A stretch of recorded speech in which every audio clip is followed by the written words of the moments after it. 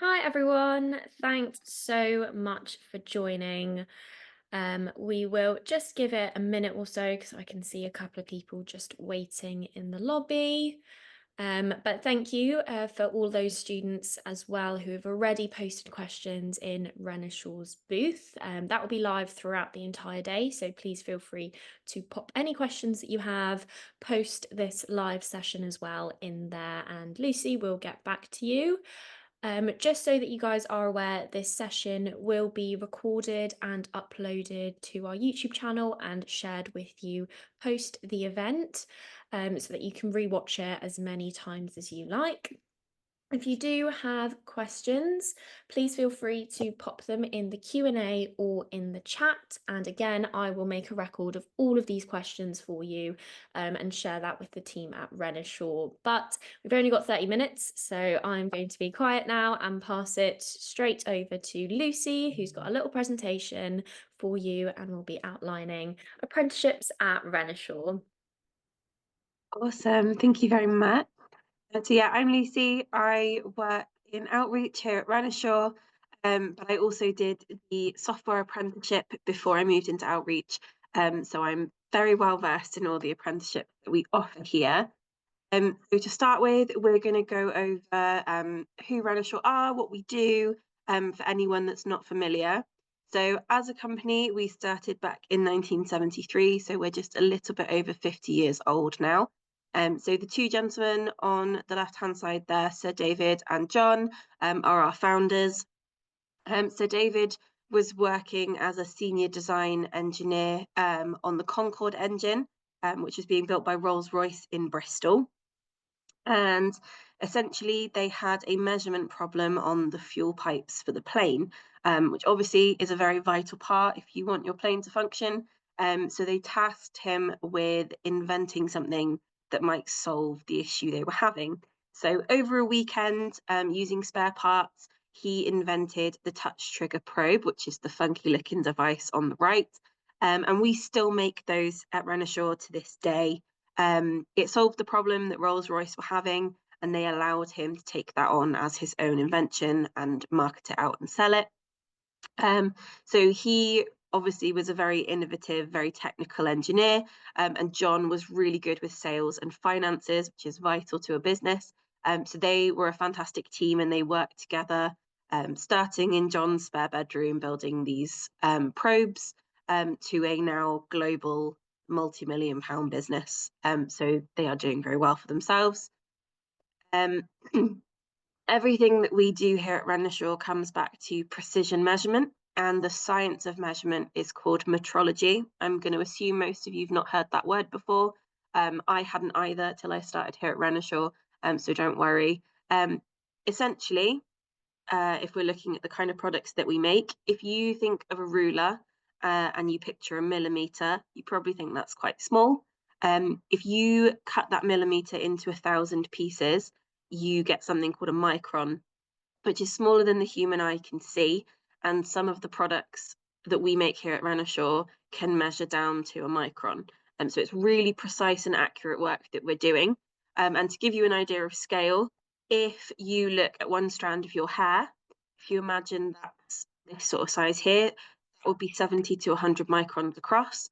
And this tiny dot at the bottom would be your microns. It is really, really small. So why do we make all of these measurement products? Why do we bother being quite as precise as we do? Well, it's to help other companies make what they're making as accurately as possible. So normally I would have you guys chatting back to me as well, but I can imagine most of you at some point in your life, whether that's in DT or art, have tried to make a project and had something go wrong. And you've had to, throw things away, buy new materials, spend more time and effort making that thing over again. It might happen more than once. It's exactly the same for businesses, but as you can imagine, the scale is much bigger. If you're making hundreds and thousands of the same part over and over again, and you find out at the end of a workday that half of them have gone wrong, that's a lot of time, effort, resources that have been wasted, obviously a lot of money as well, that we'd all be better off if that wasn't happening. So the products that we make fit into different parts of the production cycle, whether that's calibrating your machines right at the start or checking your products that you've made right at the end, and obviously everywhere in between as well, to make sure that you're making things right first time. And they can catch issues before they happen. So they can tell, you know, this machine is getting towards the end of its tolerance. You might need to go and fix it before it starts outputting bad parts, which saves scrap. It's more efficient, it saves money, and it saves the reputation of those businesses as well. So that's a little bit about why we make all the measurement products that we do. But that's not the only thing we do.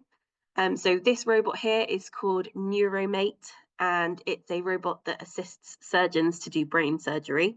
So they can look through the software that's related to the robot called NeuroInspire, and they can scan through a 3D image of someone's brain, pinpoint exactly where they need to go to make an incision or to administer drugs or medicine.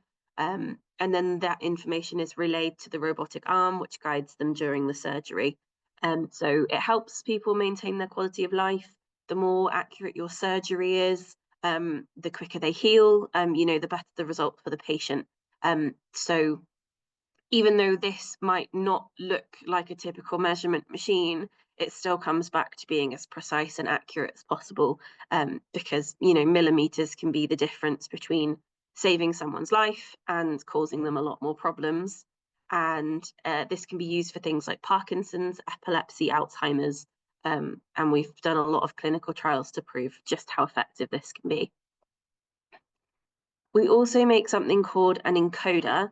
Now, typically, they are used on big machines called coordinate measurement machines to provide really accurate positional measurements.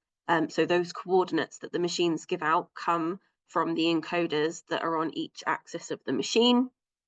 And that is their typical use for things like that. However, we were approached by a company called Marzi Bionics, which is in Spain, who wanted to build exoskeletons for patients that they had that were in wheelchairs.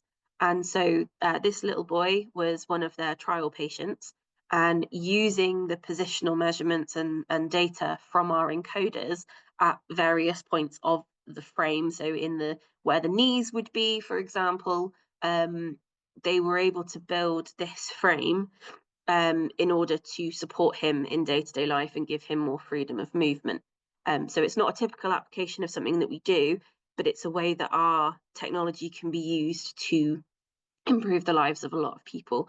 So the aim for this is hopefully that this can be expanded out to more people in the future. Now, I'm hoping we've got some people on the call that like rainbows and lasers.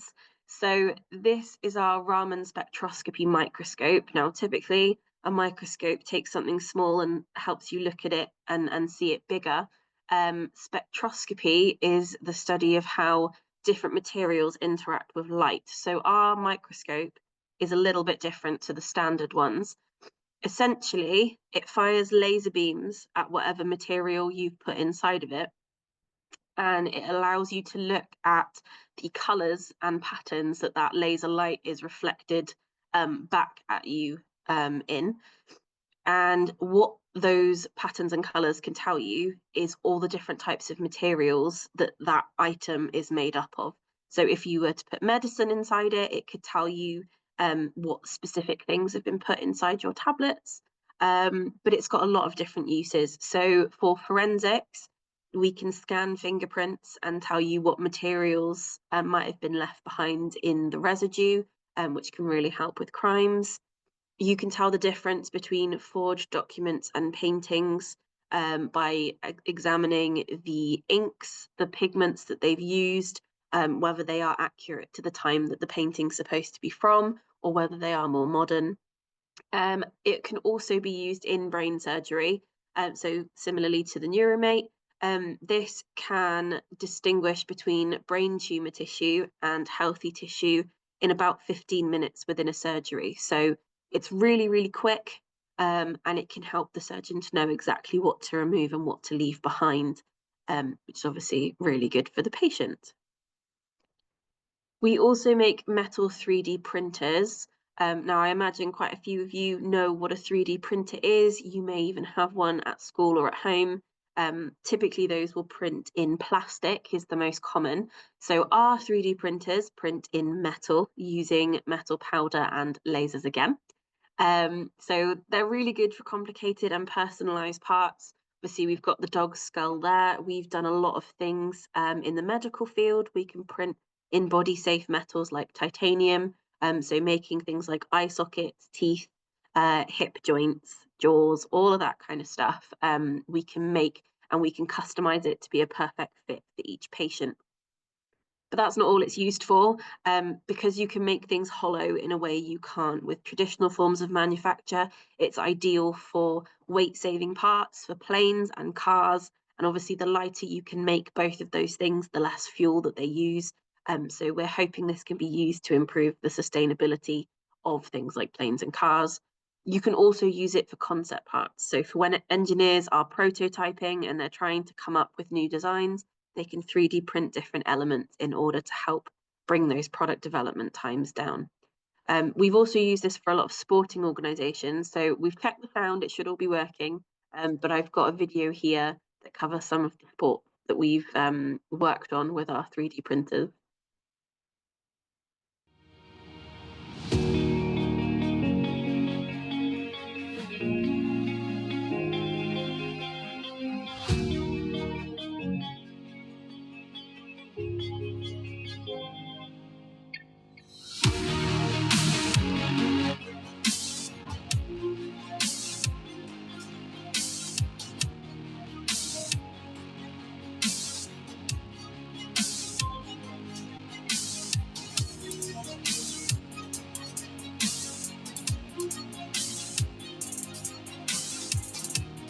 I've already had 2 World Cup wins on the bike, and that's been incredible to take a prototype bike straight to the top of the podium.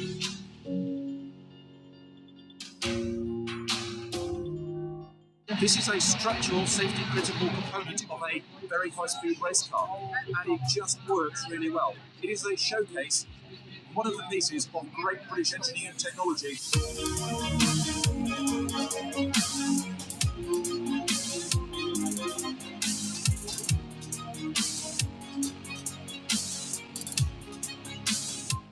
I love the technology behind the America's Cup, and that's where Renishaw really plays a huge part in our team. And we're incredibly lucky to have that support, frankly, and it's going to make a big difference to the success of the team.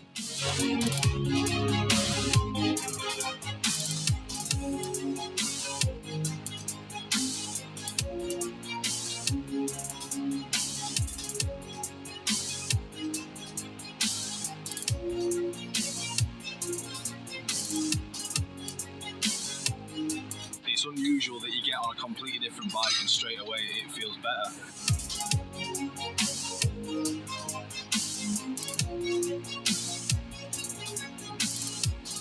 And the world is embracing this rapid development cycle, and additive manufacturing is probably the biggest single step. Awesome. So I'm going to touch briefly on diversity within STEM. So as you can probably imagine, the more diverse your workforce is, the better it is for everybody. But unfortunately, the UK engineering and technology workforce is not as representative of the whole of the UK as it could be. So all in all, 20%-ish or 19% of jobs in the UK are somewhere within engineering. But at the moment, they currently account for a quarter of all of the vacancies across the UK. So we are lacking people in engineering, and there's a lot of areas that we could be representing better. So hopefully all of those lovely new hires will help to close some of these gaps. So I've got some graphs here. We've got representation in the workforce. So on the left-hand side of each of those sections, the orange ones is the current UK workforce across all sectors. So as you can imagine, just shy of 50% of our workforce are women. And then we've got things like people from minority ethnic groups, people with disabilities, people with lower socioeconomic backgrounds. And then in the grey, we have the current engineering and technology workforce. And all of those areas are lower within engineering. So it's something that everyone is working really hard to make up, to improve on. And part of my role within outreach is talking to people from all of those groups and to try and see not only if I can encourage them into engineering, but maybe why they feel like engineering is not for them, because of course it is. And we can only make solutions for the future that work for everybody if the people that are making those solutions are representative of everybody. So again, within apprenticeships, across all subjects, in the orange, and then the lower numbers within engineering. So again, something that we want to improve. So women are the most underrepresented group in STEM. You could probably see from those graphs how big of a difference it was. And a lot of that is to do with the female drop-off. So for GCSE, when things like maths and science are mandatory for most schools, 50% of the students taking those subjects are girls. But as you can see through things like A-levels, degrees, apprenticeships, and T-levels, the number of girls and women significantly decrease. There are lots of different reasons for that, but it does mean that ultimately only 16.5% of the engineering and tech workforce ends up being female, and that is something that we are always working to improve. So on that note, I'm not going to cover everything on these slides because there is a lot of text, but by all means, if you watch the recording, pause these, have a little read. I just wanted to highlight some of the wonderful women that we've got working here at Renishaw, and the differences that they make. So we've got Sarah, who's a current products manager. She came here for a placement when she was waiting to study for university. And then she joined on the graduate scheme, which, although we are mostly covering apprenticeships today, I will briefly cover those as well. She's worked in all sorts of areas using her physics knowledge to improve a lot of our encoder products, and she's been really inspirational to me personally. I've worked with her, she's fantastic. We've got Kat, who works in quality. So she's done all sorts of cool things, specifically with styli. Now, styli I didn't really cover, but they are the things attached to our probes that actually take the readings. So she has grown her own diamonds in order to make those styli, which I think is such a cool job to do. We don't just cover engineering here. So we've got Ruth, who works in regulatory affairs. So her legal knowledge is incredible, and knowing all the regulations and rules that we've got to follow. And she helps manage a lot of the teams in making sure that they are exactly where they should be in terms of their regulations. We've got Dr. Yu, who works in materials science, which is a fantastic field if you're interested in not just working with materials, but potentially inventing new ones. We've got Anam, who's an application scientist. She's joined not too long ago as a graduate, and she's working hard, not just in engineering, but also in our ED&I groups, contributing to the various networks that we have for LGBTQ groups and neurodiversity, etc. And we have May, who is a software engineer. She's a very proud trans woman, pioneering through software and what that means for her. And she's done as well some fantastic things in our neurodiversity groups and our LGBTQIA+ groups as well. As I say, there's a lot of information on those slides, so please do go back and read them if you get the chance to. They are some really inspirational women that are working here. Moving on now to the opportunities that we have here at Renishaw. So this page can look a little bit mad, but it just shows you some of the different opportunities that you have once you leave school. So you might go straight from GCSEs onto an apprenticeship. and then into full-time employment, you might move on to a degree. You might choose to go to sixth form, and then you've got different options from there, like university, full-time employment, or a degree apprenticeship. And then if you do go to uni, it might be that you do a placement or a graduate scheme, or move into full-time employment straight away. So I'm going to cover some of those options in a bit more detail. Sorry. So the first thing that you could do at a company like Renishaw, aside from the workshops that we offer, is work experience. So we have unfortunately just closed our applications for this year, but we always open them in December, ready for the next summer. So if work experience is something that you are interested in, please have a look at our website in December, or over Christmas. So work experience is a week-long placement here at our main site in New Mills, which is Wotton under Edge in Gloucestershire. We also offer a week in South Wales for anyone on that side of the border. So we have two schemes that run here in Gloucestershire. We have one for engineering that has 36 places, and one for software that has 30 places. You're here for the whole week. It's open from years 10 to year 13. So you'll be mixed up with students from different year groups, from different schools, and you are in a group of usually 5 or 6 to work on a project.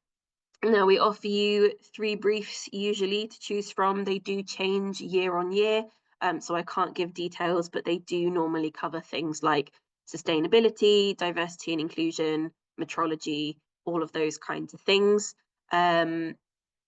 And then once you've chosen a brief in your group, if you're in engineering, you will follow the Renishaw process for product development, which is called the PIP, and we will guide you through that. And you start by designing a product that you think will fit your brief, and then at the end of the week, you've got use of our workshop and you can build a prototype of that. And then for software, again, you choose your brief and you've got the week in your teams to code a solution to that brief. Whether you're networking laptops together, creating front-end applications, databases, all that kind of stuff. And it's a really fun week. For both of them, we get people in from higher up in the business to talk to you about what it's like to be an engineer or a software engineer, the kind of journeys that they took. And at the end of the week, you present back your product to the other teams and to Renishaw staff that come down to watch. So as I say, project-based, they're always in July, usually the 2nd and 3rd week, depending on what the dates are looking like. But all of that information is up on our website every year. And as I say, if you're interested, have a look at the website over Christmas, the end of this year. Apprenticeships, obviously the big one that we're here to talk about today. For anyone who doesn't know, an apprenticeship is where you learn and work at the same time, and you get paid, and we pay for all of your educational fees. So if anyone is thinking about going off and getting a degree, but they're also thinking that's a lot of money, and a degree apprenticeship is a fantastic way to get into the industry that you want, have a lot of real life industry experience, and get a degree that you don't have to pay for. Both of our founders, so Sir David and John, both started their careers as apprentices, and we've been offering apprenticeships in Renishaw since 1979, so only 6 years in. It's a big part of our culture. We have apprentices at every level of the business, and yeah, there's a real sense of belonging here. So apprenticeships can cover lots of different levels. So for us, we typically offer apprenticeships from level 2 up to level 6, and they cover things like engineering, software, electronics, maintenance. We offer different courses every year. These ones are pretty typical. Every now and then we'll have things like business and marketing, HR, but it is just about keeping an eye on the website for things that you might be interested in. The providers are also up on the screen. So we work with people like Gloucester College, GET, the University of the West of England in Bristol, the University of Exeter, Particularly with the University of Exeter one, your day release isn't at the college itself like they typically are. It's all done online, purely because of the distance. But those software apprentices do get to go on residentials down to the university twice a year, just to get that sort of exposure. I'm noticing that I'm almost out of time, so I am going to go quite quickly through these last couple. These are some of the benefits of apprenticeships. So things like earning money, applying all the skills that you learn from university in the workplace every day. And you do get to work on real projects throughout the business. You do something called rotations, which is where for 6 months at a time, you are in different areas of the business, learning different skills, different products, so that when you graduate, you know exactly where your interests are. And obviously the big one is no student debt at the end. Now, if you are really interested in university, we do offer placements, which is where you come to us for a summer or for an entire industrial year. And we offer graduate schemes as well. Now, if you do a placement and you do really well, we might offer you a graduate scheme placement ahead of time, so that you know once you've graduated, you've got a full-time job waiting for you. And the graduates do similar rotations to the apprentices, they just don't do as many. Graduate schemes do cover more areas of the business than the apprenticeships do, just by the nature of the courses that we're able to take from. So here are some of the degrees that we look at and the schemes that they might go into. Now, the benefits in general of working for Renishaw are things like having a 37-hour work week. Typically, everyone goes home at lunchtime on a Friday, which is really nice. We have the Early Careers Network, which is where our early careers students are able to meet up for social events, both inside of work and outside. So we run summer barbecues, we run graduation events, all those kinds of things. But also it's a great place to go to for support if you just want help meeting new people in the area, if you've travelled quite far to join us. We offer Bupa health cover if you need it.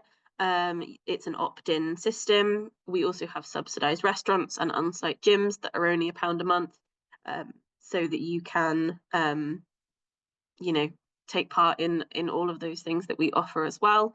There's a summer bonus every year and a Christmas hamper as well. And we do offer life insurance and pensions and all of those kinds of things you'd expect as well. Very, very briefly, this is a look at our current early careers community. So we do currently have just under 450 people on early careers schemes. So as I say, it's a huge part of the business. It's about 13% of our current workforce is somewhere in an early careers role. And we do take on about 100 graduates and 60 apprentices every single year. So it's a big growing part of who we are here at Renishaw. We only have about 3 minutes, but does anyone have any questions? Yeah, I think we actually do have a couple of questions in the Q&A part. Okay. So a couple of them have been covered. So they've asked about work experience, which you've mentioned. Then we've got another question about what apprenticeship would be best for someone who is mainly good at maths to do. I mean, I think off the other webinars that we've done, it's depending on your interest area. Would something like that be correct? Yeah, that's true. Pretty much all of our apprenticeships require maths, so it will get used almost anywhere you go. I would say the engineering apprenticeships probably use it the most. So if you really do like maths, engineering is probably the way to go. Perfect. And then, because we've only got a minute left, I think it'd be quite good if you could just maybe give one bit of advice for anyone who is researching Renishaw, thinking of applying, potentially next year as well. Is there anywhere that a student can sort of start? Because there's quite a huge industry and you're offering quite a lot of things. Where can a student start with their research? So we have a dedicated early careers page on the website, and that does cover every single thing that we offer. Obviously, it's a lot of information to take in. I think trying to figure out what part of engineering interests you the most is probably a good place to start. And my biggest piece of advice for when you're actually applying for something is that we don't want to just see what grades you're getting. We want to know who you are as a person as well. So when you're writing your CVs, make sure that you write all about your hobbies and the things that you love, because we want to know all of that stuff as well. That's really, really great. So I can see there's a couple of questions that we didn't get down to answering, but I've made a note of all of them. Lucy, if possible, also it'd be great to get that early careers page so we can share it with the students after this event.